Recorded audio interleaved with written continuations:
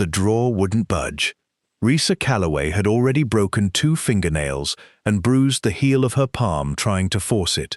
And still the thing sat there in the dark, swollen shut, with 15 years of mountain damp, daring her to try again. Rain hammered the tin roof of the old toll booth like it had something to prove. Somewhere behind her, through a crack in the boarded window, the wind came down off the ridge, with a sound like a held breath, finally let go. She was 22 years old, sitting cross-legged on a floor thick with dust, in a building the county had condemned before she'd even graduated high school. $10. That was what it had cost her. $10 and a signature, at a will reading where everyone in the room had laughed except her. Her step-siblings got the house, the cars, the accounts. Grant Whitfield's entire estate, split 3 ways among the children who shared his blood. Risa got the booth. "Consider it a parking spot," her stepbrother Colton had said, not quite hiding his smile, and the lawyer hadn't corrected him. She hadn't argued. She never did. But she'd driven the 2 hours up here anyway, alone, because something about the way the old man's lawyer had said toll booth, quick, almost too quick, had snagged in her like a fishhook. Have you ever been handed something everyone else laughed at, and felt, underneath the sting, that maybe they were the ones who didn't understand what they were looking at? That feeling was why she was here now, soaked to the bone, working a rusted screwdriver into the seam of a drawer built into the booth's old cash counter. A drawer that, according to the county's own condemnation notice, shouldn't have existed at all. The wood finally gave with a crack like a knuckle popping, and dust rolled out into the flashlight beam in a slow grey cloud. Inside wasn't cash, wasn't anything she expected. It was a photograph, curled and water-stained at the edges, and beneath it, wedged deep at the back where her fingers could just barely reach, something solid wrapped in oilcloth that had clearly been placed there on purpose, by someone who meant for it to survive. She didn't get it out, not yet. Her flashlight flickered, and outside the wind picked up again, and some old animal instinct told her to stop right there and breathe. What she didn't know yet, what she couldn't have known, kneeling in that dark, half-collapsed booth with rain finding every gap in the roof, was that the man everyone believed had nothing left to give her had spent the last years of his life making sure this exact drawer would still be sealed, still waiting, long after his real family had stopped thinking about her at all. Stick around, because before I tell you what was wrapped in that oilcloth, you need to understand how a 22-year-old ended up alone in a condemned toll booth in the first place, and why nobody, not her stepfamily, not the county, not even the man who left it to her, ever thought to look twice at a building slated for demolition. 3 weeks earlier, Risa hadn't known Grant Whitfield was dying. Nobody had told her, not directly. That was the kind of family they were. She'd learned it the way she learned most things about the Whitfields, second-hand, through a voicemail from a cousin she barely spoke to, 4 days after the funeral had already happened. She hadn't been invited. That wasn't new. Grant had married her mother when Risa was 9, and for 6 years he'd been, if not warm, at least steady, a man who fixed what broke and didn't ask for thanks. Then her mother died, and something in Grant seemed to decide that his obligation had died with her. Risa stayed in the house until she was 18, because there was nowhere else to go, and then she left the day she turned 18, because staying had started to feel like begging. She hadn't spoken to Grant in almost 4 years. She hadn't spoken to Colton or Marisol, his actual children, in longer than that. So when the letter came, forwarded twice, informing her she was named in the will, her first thought wasn't hope, it was suspicion. Grant Whitfield didn't do anything without a reason, and the reasons were rarely kind. The reading took place in a law office that smelled like carpet cleaner, in a strip mall an hour from the house she'd grown up in. Colton wore a suit that fit too well for a man who'd never worked a job that required one. Marisol cried on cue and checked her phone between sobs. Risa sat at the end of the table in a coat she'd had since high school and waited. The house went to Marisol, the trucking company, Grant's real money. The thing he'd built from nothing over 30 years went to Colton. The investment accounts were split between them. Then the lawyer, a tired man named Harmon who kept glancing at Risa like he felt something he wasn't allowed to say, read the final line. To Risa Calloway, I leave the toll booth property on Route 9, Blackthorn Pass, purchased in my name in 2003, along with the surrounding half-acre. Purchase price to be honored by the estate, $10. The room had gone quiet for exactly 1 second before Colton laughed, a short, ugly bark of a laugh, and said the line about the parking spot, and Marisol didn't even look up from her phone. Risa didn't laugh. She didn't cry either. She just sat there doing the math in her head, the way she always did when something hurt too much to feel directly. $10. A condemned booth on a road nobody used anymore, on a pass so old the state had rerouted traffic around it back before she was born. It was, by any measure, worthless. But there was a strange detail buried in the paperwork Harmon slid across the table afterward. A line in Grant's handwriting, in the margin of the deed transfer, that nobody else seemed to have noticed or cared about. Look under the counter. Not the floor. The counter. She'd stared at that note for 3 days before she finally got in her car. The drive up Route 9 took her through country that got wilder and lonelier with every mile. Switchbacks cut into mountainside, guardrails rusted through in places, the kind of road that made you understand why the state had built something faster and left this one to the trees. When she finally found the booth, it was smaller than she'd pictured, and worse. The roof had a hole in one corner where a branch had come through years ago and never been cleared. The paint, once yellow and black in the old toll road style, had gone the color of a bruise. Kudzu had climbed one whole side like it was trying to pull the building back into the ground. She sat in her car for a long 10 minutes before she made herself go inside. There was a moment, standing in that doorway with the smell of mildew and cold stone hitting her all at once, when she almost turned around. She had $43 left in her checking account, and a lease that ended in 11 days, and absolutely no plan beyond see what he left me. Every practical instinct told her this was a waste of a Saturday she couldn't afford to waste. But something about the handwriting, not the floor, the counter, kept her feet planted on the warped wooden boards. So she'd stayed. And now, hours later, kneeling in the dark with a busted drawer open in front of her, and a photograph she hadn't yet looked at closely, and something wrapped in oilcloth still hidden in the back, she understood one thing clearly, for the first time since the reading. Grant Whitfield hadn't left her nothing. He'd left her a question, and she had absolutely no idea yet how far down it went. The photograph came apart a little at the corner when she lifted it, soft as wet paper, and Risa held her breath until she saw it hadn't torn all the way through. It showed a young man standing in front of the toll booth, new then, freshly painted, the yellow and black crisp instead of bruised, with his arms slung around a woman who was laughing at something outside the frame. The man wasn't Grant. He was younger than Grant would have been in any photo she'd ever seen of him, and something about his jaw, his stance, tugged at a memory she couldn't place. On the back, in pencil gone soft with age, R and Della, Blackthorn Pass. Before it all, R, not Grant, someone else. Someone whose name started with the same letter as her own, which she told herself meant nothing, because plenty of names started with R, and she was tired and cold and reading things into coincidences the way people did when they wanted a story to be bigger than it was. The oilcloth bundle she left alone. Her fingers had found its edge, felt the give of something firm and rectangular beneath the wrapping, ledger-sized maybe, or a small box, but the flashlight was down to its last third of battery, and some part of her, the same part that had waited 3 days before driving up here, wanted to open it in daylight, wanted to be sure, whatever it was, that she wasn't dreaming it.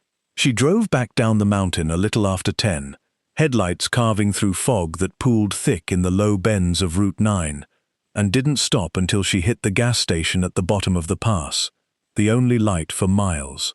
That was where she met Earl. He was refilling the coffee station when she came in, a heavy-set man in his 60s, with a Carhartt jacket gone soft and grey at the elbows, and he looked at her the particular way people in small towns looked at strangers, not unkind, just cataloguing. "You're the one bought the booth," he said. "Not a question." Word travelled fast in Blackthorn Hollow, apparently, even about a $10 joke of an inheritance. "Inherited it," she corrected, and immediately felt foolish for caring about the distinction. Earl grunted, wiped his hands on a rag that didn't look like it had cleaned anything in years. Grant Whitfield's girl. Stepdaughter. He studied her for a second too long. "You planning on doing something with that place, or just came up to look at it?" She didn't have an answer for that.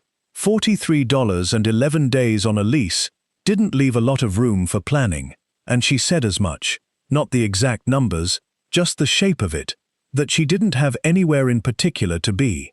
Something shifted in Earl's face when she said that. Not sympathy exactly, more like recognition. "Booth's been sitting up there since before the bypass went in," he said. 1991 that was. Whole town used to run through that pass before the state cut the new road. He paused, and for a moment his eyes went somewhere else, somewhere older. "My father worked that booth, matter of fact, long before Whitfield ever got his hands on it." That stopped her. Whitfield didn't build it.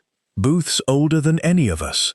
Whitfield just bought the land off the county back in '03 when they were selling off the old right-of-way for scrap value. Don't know why. Man wasn't sentimental far as I ever saw. He said it plain, no judgment in it, just an old man stating a fact he'd long stopped questioning. She wanted to ask more. Who R was, whether Earl recognized the name Della, whether anyone still living remembered who'd worked that booth before it closed. But something in her held back. She'd learned, over 4 years of standing at the edges of the Whitfield family, that pulling too hard on a thread in front of strangers rarely got her anything but a door closed a little faster. So instead, she just asked where a person could get a room for the night, cheap, and Earl told her about the Redbud Motel 2 miles further down, run by a woman named Carol Jean, who wouldn't overcharge her, and that was that. She didn't sleep much. The motel room smelled like old carpet and pine cleaner, and every time she closed her eyes she saw the photograph, R and Della, before it all, and the shape of the oilcloth bundle still sitting up there in the dark, waiting. By morning she'd made a decision that surprised her more than it should have. She wasn't going back to her old lease. She wasn't going to let this become a story she told people someday about the strange week she drove up to look at a worthless building and then went back to her real life. There wasn't really a real life waiting for her. Not one worth defending anyway.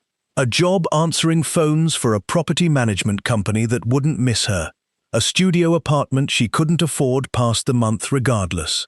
A family that had made its position clear at a folding table in a strip mall law office. What she had, instead, was a condemned toll booth, a name that might or might not mean something, and a bundle wrapped in oilcloth that somebody had gone to real trouble to hide. She went back to the motel office before checkout and asked Carol Jean, a thin woman with reading glasses pushed up into gray hair, whether anyone in town rented rooms by the week. Carol Jean looked at her for a moment the way Earl had, that same small-town calculation, and then said there was a room above the hardware store that Walt Pruitt let out sometimes, if Risa didn't mind the noise of the delivery trucks in the mornings. "Tell him Carol Jean sent you," she said, "and tell him not to charge you the tourist rate." It wasn't a welcome, not exactly, but it was the first thing anyone in 4 years had offered her without asking what she planned to give back. She drove up to the hardware store with the last of her gas money and did not yet know that the name Walt Pruitt would matter far more than she could guess, or that somewhere in this town someone still remembered exactly who had been, and why he'd spent 30 years making sure nobody looked too closely at an old toll booth on a road nobody used anymore. Walt Pruitt turned out to be a narrow, silver-bearded man in his 70s, who ran the hardware store the way some men ran churches, with a kind of quiet, unhurried reverence for doing things correctly. He didn't ask Risa many questions when she showed up asking about the room above the store, just looked her over once, the way Earl and Carol Jean had, and told her $40 a week, first week free, since the room hadn't been rented since spring. Carol Jean called ahead, he admitted, when Risa tried to thank him, said you were Whitfield's girl and needed a hand. Stepdaughter, she said again, and this time Walt just nodded like the correction meant something to him that it hadn't meant to Earl. The room above the store was small, a bed, a hot plate, a window that looked down on Main Street, but it was hers for the week, and that was more security than she'd had in longer than she wanted to admit. She spent that first morning doing the math on $43.50 tank of gas, and then she drove back up to Blackthorn Pass because there was nothing else pulling at her harder than that oilcloth bundle sitting in the dark. In daylight, the booth looked different. Smaller, sadder, but also somehow less frightening. She could see now that the roof damage was contained to one corner, that most of the structure's bones were sound underneath the rot, old-growth timber that had simply been neglected rather than ruined.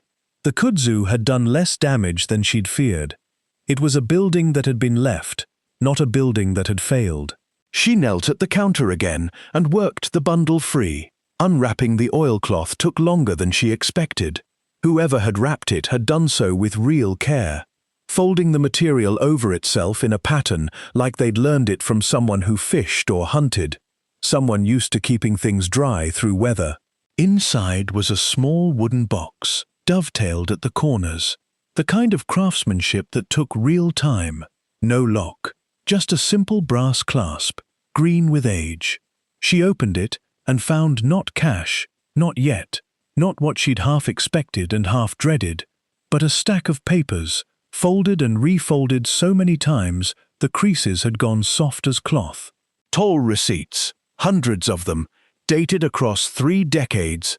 The ink faded to the color of weak tea, and beneath the receipts, a ledger, hand-ruled, filled with a cramped, careful handwriting that wasn't Grant's.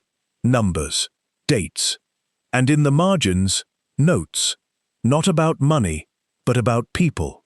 Widow Hargett, 3 trips a week, never charged. Boy from the Pruitt place, walking to school, let through free rain or shine. Hasn't smiled in a month. Ask after his mother. That last line stopped her cold. Someone had been keeping a ledger not of profit, but of kindness. A record of who'd been let through the toll for free, and why. Written by someone who clearly knew every person who passed through that booth by name.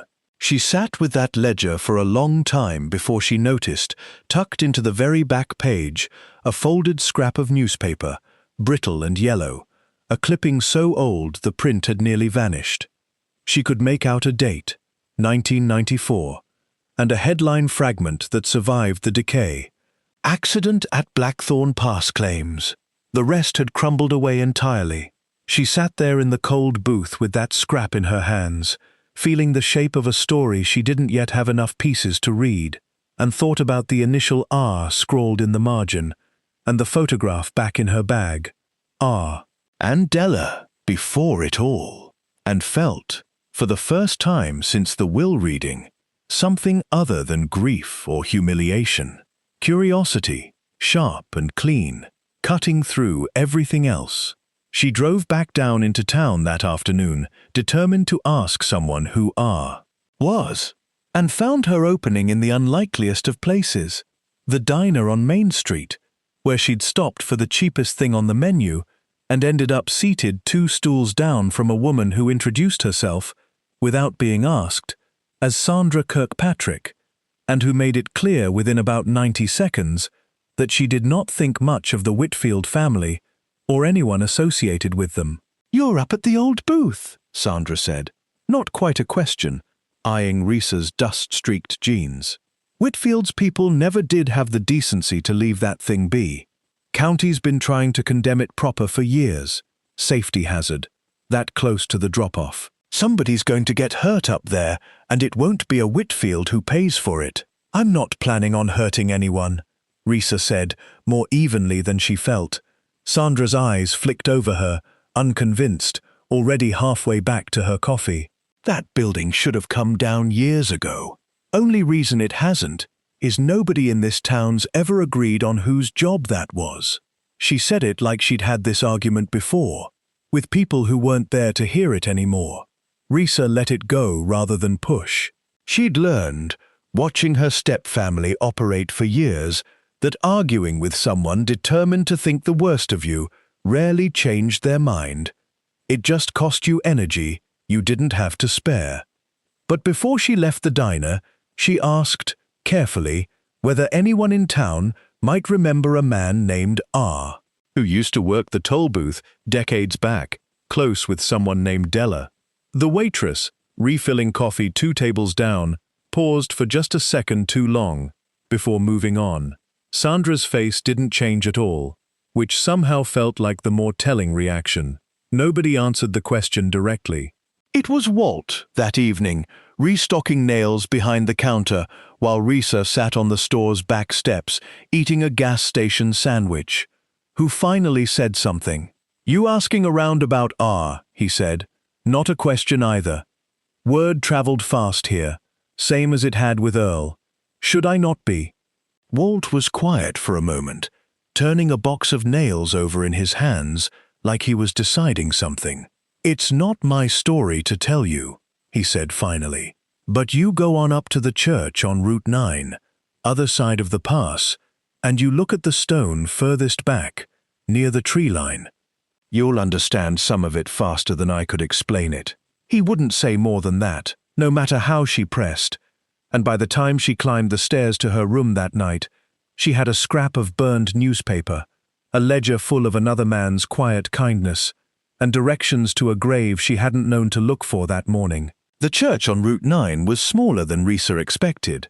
White clapboard gone grey at the corners, a single steeple leaning very slightly east, as if decades of mountain wind had tried and nearly succeeded in pushing it over. The cemetery behind it was modest, maybe 60 stones scattered under a stand of old oaks, most of them worn soft with lichen and age. She found the one Walt meant near the tree line, just like he'd said. A simple granite marker, plainer than the others around it. Russell Whitfield, 1961 to 1994. Beloved brother. He kept the gate open for everyone but himself. She stood there a long moment before the name landed fully. Whitfield. Not a stranger, not some old employee lost to town memory. A brother. Grant had a brother. One nobody had ever mentioned. Not at family dinners. Not in 4 years of half belonging to that family. Not once in any conversation she could remember. She thought of Colton and Marisol, who'd have been children when this stone went into the ground, who might not even know this grave existed. She thought of the ledger's careful handwriting, so unlike Grant's own blunt signature on the papers she'd seen at the will reading, and understood, with a small cold certainty, whose hand that had been. Russell. R. The man in the photograph with his arm around a laughing woman. R and Della, before it all. She drove back into town that afternoon and found Earl at the gas station again, and this time she didn't dance around the question. Grant had a brother, she said. Russell. Something in Earl's face went careful, the way a man's face goes careful when he's about to hand someone something breakable. Had, he agreed. Long time ago now. Nobody ever told me. Wouldn't surprise me none. Grant didn't talk about him. Not after. Earl wiped his hands on the same rag, an old habit more than a useful one. Russell ran that toll booth for near 20 years. Whole town knew him better than they ever knew Grant, if I'm honest. Grant had the trucking business, always somewhere else, always moving. Russell just stayed. Ran that booth, courted Della Marsh from over in Ashford, took care of anybody who needed taking care of. He paused.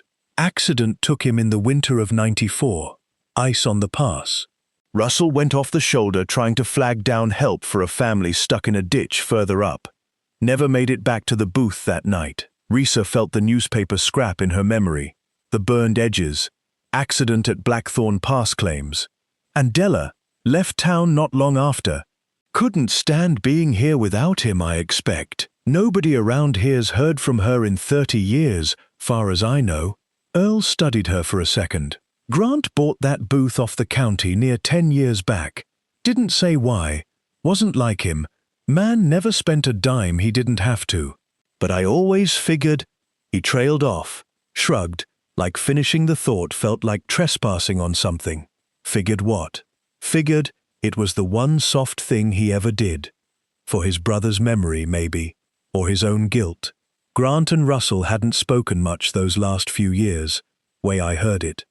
Grant was always chasing the next contract, the next dollar, and Russell just wanted to keep that little booth running and know his neighbors by name. There was some falling out over money, is what folks said. Grant wanting Russell to sell his half of some land, Russell refusing. Never got patched up before the accident. I expect that ate at Grant something fierce. After, it didn't excuse the will reading.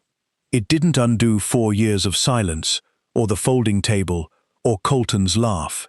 But it reframed something for her.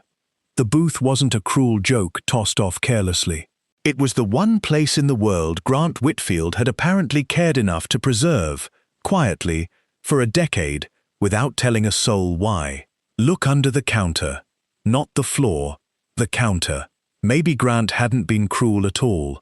At the end, maybe he'd simply never learned how to say the important things directly, and had done, in his final act, the only kind of honesty he knew how to manage, leaving her a place, and a ledger, and letting her find her own way to the truth of it. She thought about the note in Russell's ledger. Hasn't smiled in a month. Ask after his mother, and realized with a strange lurch that Russell hadn't only been recording other people's kindnesses received. Some of those entries, in that same careful hand, must have been about himself, written by someone else entirely. Someone who'd known him well enough to worry. She went back to Walt that evening and asked him outright whether he'd known Russell personally. Walt was quiet long enough that she thought he might not answer at all. Then he said, "Russell taught me everything I know about carpentry. Used to fix that booth up himself, every spring, whether the county asked him to or not. Man had more patience than anybody I ever met." He looked at her, something unreadable in his expression. "You favor him a little, you know. Something in how you hold your shoulders when you're thinking something through." She didn't know what to say to that, so she said nothing.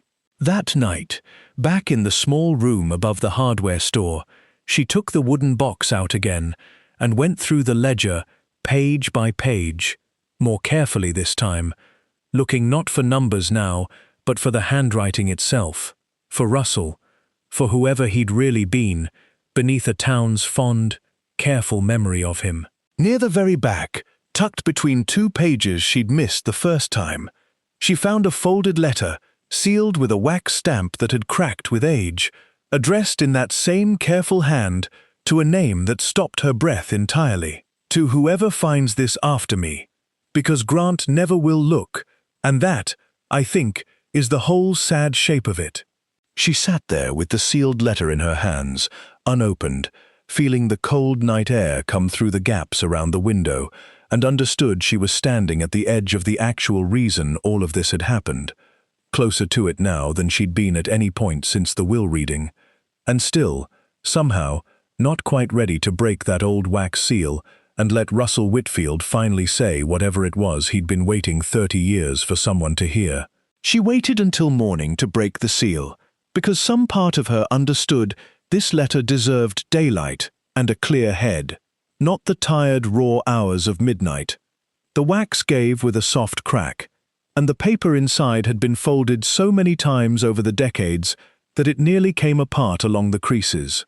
Russell's handwriting filled both sides, small and careful, the same hand from the ledger margins, but looser here, like a man writing to someone he trusted completely. To whoever finds this after me, I expect it's taken a while. That was rather the point. I never wanted this found by someone looking for money. Money has a way of arriving in the wrong hands when it comes too easy. And I've watched enough of that happen in my own family to last a lifetime. So I hid this where only someone patient and a little stubborn and willing to actually look at what's in front of them would ever think to search. If you're reading this, you found the drawer, which means you already know something about patience. My brother Grant is a good man buried under a hard one. He thinks the measure of a life is what you leave behind in a bank account, and I think he's wrong, though I've never once managed to say that to his face, without it turning into an argument neither of us wanted. We stopped speaking the way brothers ought to speak, over land and money and pride, and I regret that more than almost anything, and I don't know how to fix it, and maybe by the time anyone reads this, it won't be fixable at all. What I want you to understand, whoever you are, however you came to be standing in my old booth, is that the money in this box was never the point of any of it. The toll booth was never about the tolls. It was about the fact that every single day, for 20 years, I got to look people in the eye and decide, in some small way, whether their day got a little easier or a little harder. That's a kind of wealth Grant never understood, and I hope, whoever you are, that you understand it before I did, which was too late, and only after I'd already spent half my life chasing his approval, instead of just living the one I actually wanted. The money is yours now, whoever you are. Use it or don't. But don't let it become the whole story. Build something. Keep a gate open for somebody who needs it. That's the only inheritance that ever mattered to me, and it costs nothing, and it's worth more than every dollar my brother ever made. Russell Whitfield Reeser read it 3 times before she could set it down. She thought of Grant at the will reading, not present, obviously, but present in the shape of the whole cruel afternoon, in Colton's laugh, and Marisol's phone, and the folding table, and the $10 line that had felt, at the time, like the final proof that she'd never mattered to that family at all. And now here was Russell, dead 30 years, reaching across all that time to tell her the opposite, that she mattered enough for a stranger's brother to build an entire quiet inheritance meant, eventually, for whoever was patient enough to find it. She didn't cry, not exactly. It was closer to something loosening in her chest that had been clenched so long she'd stopped noticing the tightness. It took her another hour of searching before she understood what the money in this box actually meant, because the wooden box itself held only papers. She went back to the drawer, ran her hands along every seam of it in the grey morning light, and found, finally, a second compartment beneath the first, a false bottom, cleverly built, the kind of joinery Walt would later tell her took real skill to construct. Inside was a canvas pouch, heavier than it looked, and when she opened it, her hands actually shook. Silver coins.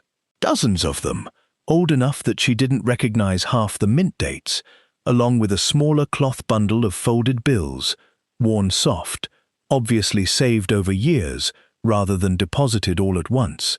The accumulated tolls, she realized, of a man who'd apparently pocketed very little of what passed through his booth, and saved the rest, quietly, for decades. For a moment he must have known he'd never live to see. It wasn't a fortune by the standards of the world Colton and Marisol lived in. It wouldn't buy a mansion. But it was more money than Risa had held in her hands in her entire adult life, and it came with something the Whitfield estate's millions never had. A reason, a story, a person who'd wanted her, specifically, whoever she turned out to be, to have it. She sat on the booth's warped floor for a long time, with the coins spread out around her, and the letter beside them, and found herself doing something she hadn't done in longer than she could remember, making a plan that had nothing to do with survival. She could fix the roof. She could clear the kudzu, replace the rotted boards Walt had pointed out, maybe even get the county to lift the condemnation if the repairs were thorough enough. She didn't know yet what a rebuilt toll booth on an abandoned mountain road was actually for. It collected no tolls anymore, served no traffic, but Russell's letter kept circling back in her mind. Keep a gate open for somebody who needs it. Maybe that didn't have to mean tolls at all. She drove down to the hardware store that afternoon with a fistful of coins to have appraised, half expecting Walt to tell her they were worth next to nothing, and instead watched his eyebrows climb as he turned one over under his loupe. "These are collector pieces," he said slowly. "Some of them, anyway. You're going to want a proper appraiser for the lot, not me. But I'd guess you're looking at real money here, Risa. Not fortune money, but real." It was the first time he'd used her name instead of Whitfield's girl, and something about that small shift settled into her like a foundation stone. But even as Walt counted out a rough estimate on a scrap of receipt paper, some part of her mind kept snagging on one line from Russell's letter she hadn't fully let herself sit with yet. "I regret that more than almost anything, and I don't know how to fix it, and maybe by the time anyone reads this, it won't be fixable at all." And she found herself wondering, with a small unease she couldn't quite name, whether Grant had known about this letter. Whether some part of that cruel, careless bequest at the will reading had actually been Grant's own clumsy, decades-late attempt to hand his brother's unfinished apology to someone who might finally understand it, and whether there was more Grant had left unsaid than anyone in that strip mall law office had let on. Word got around Blackthorn Hollow fast that Risa Calloway had found something worth finding, though the specifics blurred and multiplied the way they always did in a small town. By the time she stopped for coffee at the diner, Sandra Kirkpatrick had heard she'd found a chest of gold, which made Sandra's mouth go thin and tight, in a way that told Risa exactly what she thought about that. "Whitfield money finally trickling down to the one they threw scraps at," Sandra said. Not quite to Risa, more to the room in general. "Must be nice." "It wasn't Whitfield money," Risa said. "Not really. It was Russell's." That landed differently than she expected.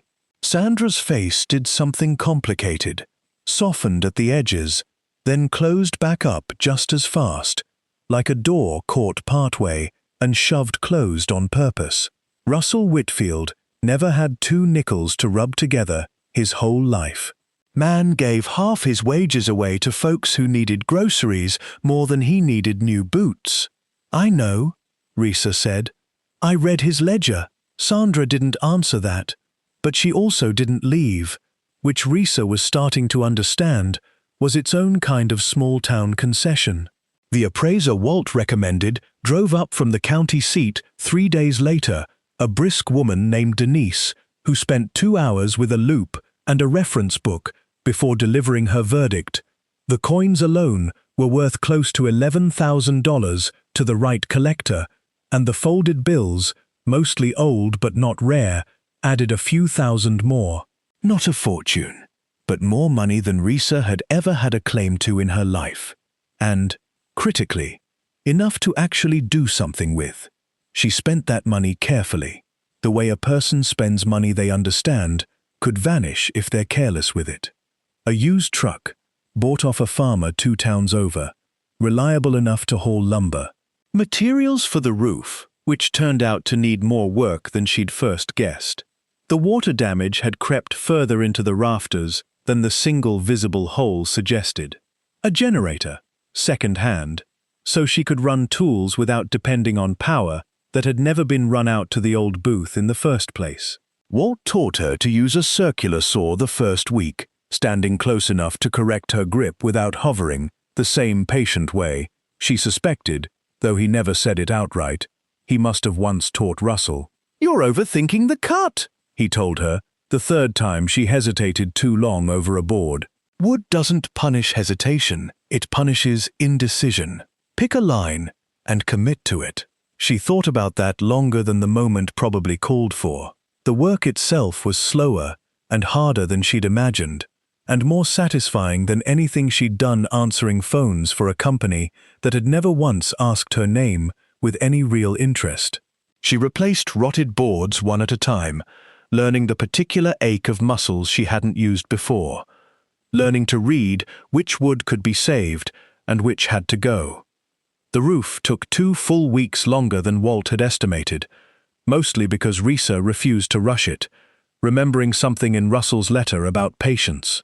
It was in the 3rd week, high on a ladder replacing shingles near the damaged corner of the roof, that the first real setback arrived. The old rafter she was standing on gave without warning, not a slow creak she could react to, just a sudden, sickening lurch, the wood finally surrendering to 15 years of water rot all at once. She went down hard, catching herself on the edge of the roofline with one arm before her body swung into open air, and for one long, breathless second, she hung there with nothing beneath her but a 15-foot drop onto broken concrete. She managed to swing her legs onto the ladder rung, scraping her forearm bloody against splintered wood in the process, and got herself down shaking so badly she had to sit on the ground for a full 10 minutes before she trusted her legs again. It could have been so much worse. That thought sat with her the rest of the day, cold and insistent, and it was the first time since the will reading that she let herself really consider, not with panic, but with clear, sober honesty, that she was in over her head, alone, on a mountain, rebuilding a condemned structure with money she'd have to make last, and skills she was learning one painful mistake at a time. She didn't tell Walt about the fall, not at first, mostly out of the same stubborn pride that had kept her from arguing with Colton at the will reading. But he noticed the scraped, bandaged arm the next morning when she came in for more lumber, and his face went unusually still. "You went up on that roof alone," he said. "Not a question. I've been careful. Careful doesn't stop rotted wood from giving out." He was quiet a moment, turning a box of nails over the way he did when he was deciding something. Russell fell off that roof once too, matter of fact, year before he passed. Broke 2 ribs and still went right back up the next week, soon as the doctor cleared him. Man was stubborn as a mule about that booth. Something flickered across Walt's face, there and gone. "I'll come up Saturday. Second pair of hands on a roof isn't optional, whatever you've decided about doing this alone."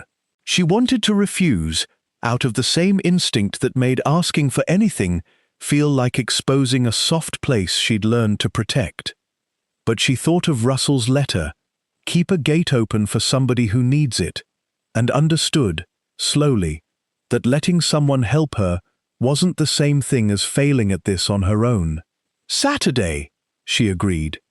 That evening, cleaning the scrape on her arm in the small bathroom above the hardware store, she found herself thinking again about the unfinished thread from Russell's letter, his falling out with Grant over land and money, never patched up before the accident, and about the appraiser's odd comment, tossed off almost as an afterthought while packing up her tools, that the half-acre listed on Risa's deed didn't quite match the county's older survey records for that stretch of Route 9. "Boundaries drawn a little strange," Denise had said, frowning at a photocopied map. "Like somebody redrew it after the original survey. Not uncommon out here. Old records get sloppy. But if I were you, I'd have it checked before you build anything permanent past that tree line."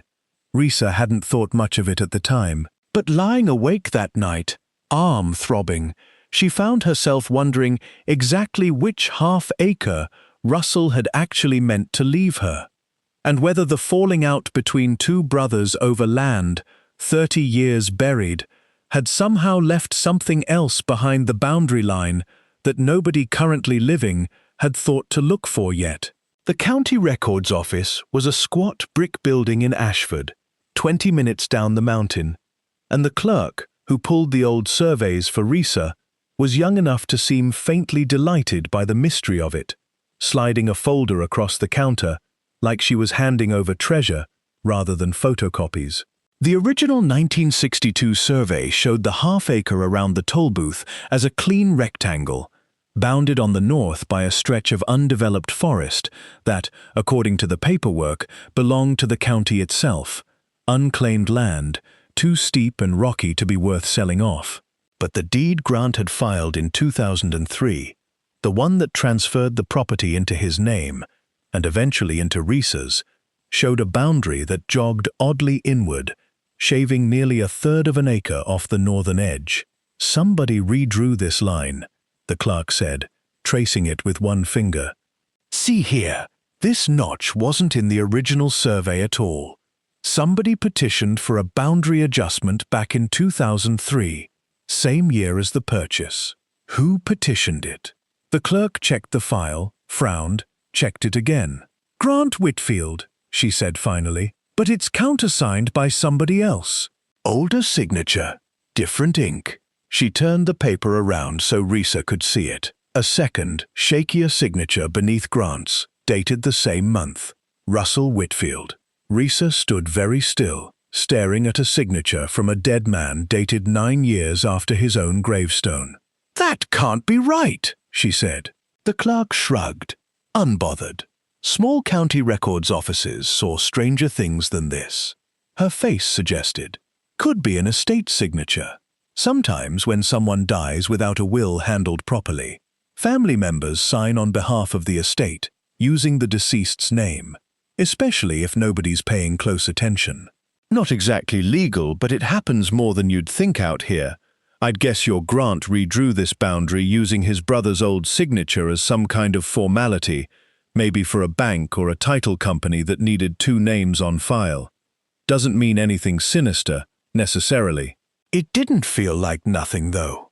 It felt like Grant had gone to some trouble, 9 years after his brother's death, to carve a specific 1/3 of an acre away from the toll booth property and keep it separate, quietly, using a signature that wasn't strictly his to use. She drove back up to Blackthorn Pass that afternoon and walked the boundary line herself, pushing through brush at the northern edge of her half-acre, until she found what she now suspected she'd find.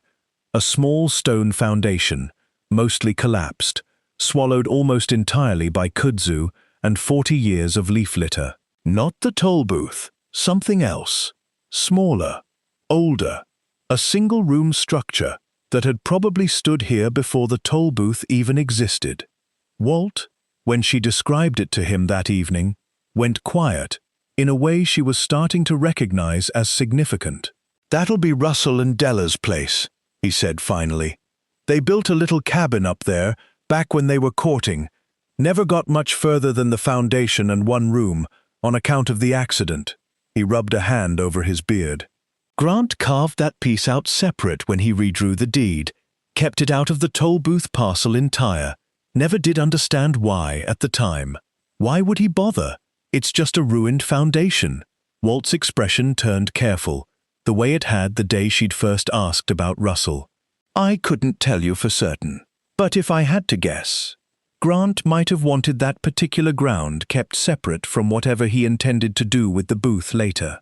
Might have been the one piece of his brother's life he wasn't ready to let go into anybody else's hands, even yours. That night, back above the hardware store, Risa found herself doing something she hadn't let herself do since the will reading, genuinely wondering what kind of man Grant Whitfield had actually been, underneath the version she'd known. The distant stepfather, the folding table cruelty, the $10 joke. A man who redrew a property line using his dead brother's signature, a man who preserved one small collapsed foundation for reasons he'd never explained to a soul, not even Walt, who'd known Russell better than almost anyone left in town. It didn't excuse him. She kept circling back to that, unwilling to let sympathy erase what 4 years of silence had actually cost her. But it complicated him in a way she hadn't expected, and complication, she was starting to understand, was closer to the truth than the simple villain she'd built him into after the reading.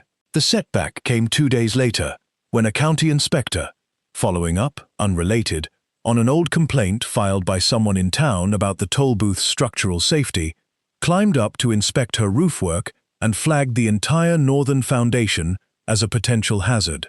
Unstable ground, he said, prone to erosion given its proximity to the ridge, and recommended the county reopen condemnation proceedings on the whole half-acre until a proper geological survey could be completed. It would cost money she didn't have, and time she couldn't spare, and worse, it threatened to undo every week of work she'd already put into the roof, the framing, the new supports Walt had helped her set.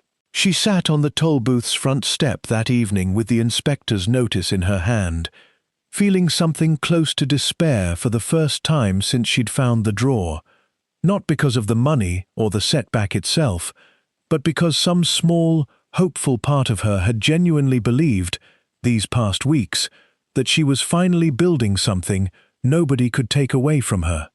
And now here was the county, official and indifferent, threatening to prove that hope wrong all over again. Risa didn't sleep the night after the inspector's notice arrived. She sat up at the small table in the room above the hardware store with the notice spread in front of her, reading the same paragraph about unstable ground and erosion proximity, until the words stopped meaning anything at all. In the morning, she drove up to the ridge herself, notice in hand, and stood at the edge of the collapsed foundation, trying to see what a geologist might see. The ground didn't look unstable to her, no visible slippage, no fresh cracks in the earth, but she wasn't the one whose opinion counted here, and she understood that a county worried about liability could tie this up in surveys and hearings for months she didn't have. It was Sandra Kirkpatrick, of all people, who changed the shape of the problem. Risa ran into her at the diner, notice still folded in her jacket pocket, and must have looked bad enough that Sandra actually asked what was wrong. The first genuinely curious question Sandra had ever aimed at her. When Risa explained, Sandra's mouth tightened, but not, this time, in her usual disapproval. "That's Del Ashworth's doing," Sandra said. "He's the one filed the original complaint, years back, before you ever showed up. Man's wanted that whole hillside condemned and cleared since before I can remember. Has some notion the county'll sell it off cheap once it's fully condemned, and he'll scoop up the land for that overlook view." She said it with the flat certainty of someone who'd watched the same small-town maneuvering play out more than once. "Wouldn't surprise me if he's the one stirred the inspector up again, timed right around when folks started hearing you'd found money up there." It wasn't proof of anything, but it reframed the crisis from an impersonal bureaucratic accident into something more specific, a neighbor's old grudge and opportunism, dressed up as a safety concern. Armed with that, Risa did the one thing that had always worked. Watching Grant operate for years, even if she'd never wanted to learn it from him, she got organized. She called Denise the appraiser, who knew a geological surveyor willing to come out fast for a fair price. She asked Walt to walk the foundation with her and put his 40 years of local carpentry knowledge on record about the actual stability of that ground. She requested the original 1962 county survey be entered alongside Del Ashworth's complaint, so the record would show exactly how long that foundation had stood without incident. The surveyor's report came back within a week. The ground was stable, no meaningful erosion risk beyond what applied to half the ridgeline in that county, and the original complaint appeared, in the surveyor's careful professional language, to have been disproportionate to observable conditions. The county quietly withdrew the condemnation threat. It wasn't a triumphant courtroom moment, nobody applauded, but when the letter arrived confirming the withdrawal, Risa sat on the toll booth's front step and felt something settle in her chest that she recognized, slowly, as the first real confidence she'd ever built, entirely on her own. That evening, walking the cleared foundation with Walt, she finally asked the question that had been sitting under everything since she'd found the boundary discrepancy. Why do you think Grant really kept this piece separate, not the safe guess? What you actually think? Walt was quiet a long moment, looking out over the ridge, where the light was starting to go gold and long. "I think," he said finally, "Grant spent 30 years telling himself money was the only apology he knew how to give, and by the time he understood that wasn't true, his brother was already gone, and there wasn't anybody left to give the real apology to. So he did the next best thing. He kept this piece of ground safe, untouched, waiting, the same way Russell used to keep that ledger. Maybe hoping somebody would come along eventually who'd understand what it actually meant, since he never learned how to say it himself. Somebody like me, maybe. Or maybe just somebody patient enough to look. Walt glanced at her. Don't know that it matters which. Point is, you found it. She thought about that for a long time after Walt left for the evening, about Grant, distant and hard, and apparently quietly haunted by a brother he'd never made peace with, about the will reading, and whether some of that cruelty had really been carelessness dressed up as cruelty, a man who'd simply never learned any other way to hand someone something that mattered. It didn't erase what he'd cost her, but it let her set the anger down, at least partway, without pretending it had never been earned. The following week, she began, with Walt's help and a portion of the appraised money, clearing the old foundation properly.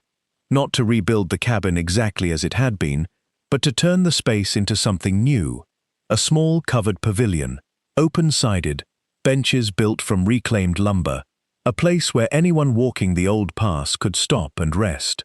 She had Walt help her mount a simple plaque near the entrance, engraved with a single line pulled from Russell's ledger. Ask after his mother. Not explained, not decorated. Just a small proof that someone, once, had paid attention. Word about the pavilion spread through Blackthorn Hollow faster than word about the coins ever had, and something in the town's attitude toward her shifted with it. Not all at once, but visibly, the way frost eases off a window pane in patches rather than all in a single moment. Even Sandra Kirkpatrick stopped by one afternoon, unprompted, to look at the plaque, and stood there long enough that Risa understood it meant something she wasn't going to say out loud. Risa stood at the pavilion's edge that evening, toll booth roof finally sound behind her, foundation cleared and honored instead of hidden, and understood she'd built something now that neither the will reading nor the county, nor 30 years of two brothers' unfinished silence could take away from her. Though she still didn't yet know that the hardest test of all this was still waiting for her, closer than she thought, in the shape of a phone call she hadn't expected to ever receive. The call came on a Tuesday, while Risa was up on a ladder checking the last of the new shingles, and she almost let it go to voicemail before she saw the name on the screen, Marisol. They hadn't spoken since the will reading. Risa answered mostly out of surprise. "I heard you found something up there," Marisol said, without any real greeting first. Her voice had the same brittle edge Risa remembered from that folding table, but underneath it, unfamiliar and thin, something that sounded almost like nerves. "Colton's saying you should split it. Says the will only meant the building, not whatever was hidden inside it, and that should have gone to the estate." Risa climbed down the ladder slowly, giving herself time before she answered. It was Russell's money, left specifically for whoever found it. "There's a letter." Russell. Marisol said the name like she was testing whether it meant anything to her, and clearly finding that it didn't. "I don't even know who that is." "He was your father's brother." The silence on the line went on long enough that Risa almost thought the call had dropped. "Dad never mentioned a brother," Marisol said finally, quieter now. "I know. Nobody in your family ever did." Risa sat down on the toll booth's front step, looking out over the ridge that had cost her $10 and given her more than she'd known to ask for. "There's a grave up here, if you ever want to see it. And a letter your uncle wrote 30 years ago that your father never showed anybody, as far as I can tell." She could have stopped there. Some old, tired part of her wanted to hang up, protect the peace she'd built, let Colton's legal posturing be somebody else's problem. But she thought of Russell's ledger, the careful record of a man who kept a gate open for people who hadn't earned it and didn't always deserve it, and she found herself saying instead, "You can come see it, if you want, both of you. I'm not interested in fighting you over money that was never yours to claim. But I think there's something up here your father tried to leave behind, that has nothing to do with dollars, and I think you should see it before you decide it isn't worth anything." Marisol didn't answer right away, and when she did, her voice had lost some of its brittleness. "Colton won't come. That's his choice to make." "I might," Marisol said, and hung up before Risa could respond, which felt, somehow, exactly like something a Whitfield would do. Colton called 2 days later, and true to Risa's expectation, it was shorter and sharper. A clipped, lawyerly rundown of why the estate's counsel believed the contents of the drawer constituted undisclosed assets, subject to redistribution, delivered in a tone that assumed she'd fold the way she always had at that folding table. "She didn't. I've got Russell's letter, the ledger, and a county appraisal documenting the money's provenance separate from Grant's estate," she said, steady in a way that surprised even her. "If your lawyer wants to challenge that in front of a judge, he's welcome to, but I don't think you want a public record of exactly how your father acquired and concealed a piece of land using his dead brother's forged signature. That's the story that comes out if this goes to court, Colton. I'd think about that before you file anything." The silence this time was longer, and when Colton spoke again, some of the polish had come off his voice entirely. "You always did know exactly where to push. I learned it from your family," she said, and meant it without much bitterness left in it at all. "Nobody's actually pushed. I just don't fold anymore." He didn't apologize. She hadn't expected him to. But he also didn't call again, and 3 weeks later, without warning, Marisol's car pulled up the gravel drive below the toll booth, alone, no lawyer, no Colton, and stood at the edge of the pavilion for a long time reading the plaque before she said anything at all. "Ask after his mother," Marisol read aloud, quiet. "What does that mean?" "It means somebody noticed when a person was struggling and did something small about it instead of nothing." Risa watched her stepsister's face carefully. "Your uncle kept a ledger of things like that for 20 years. It's the only inheritance he really left anybody. The money was almost an afterthought." Marisol didn't say much else that visit. She wasn't ready, Risa understood, for more than a first small crack in a wall that had been building since before either of them were born. But she stood at that pavilion a long time before she left, and touched the plaque once, gently, on her way back to her car. And Risa recognized in that small gesture something she hadn't expected to feel toward Marisol ever again. The faint, cautious beginning of something that might, eventually, become family.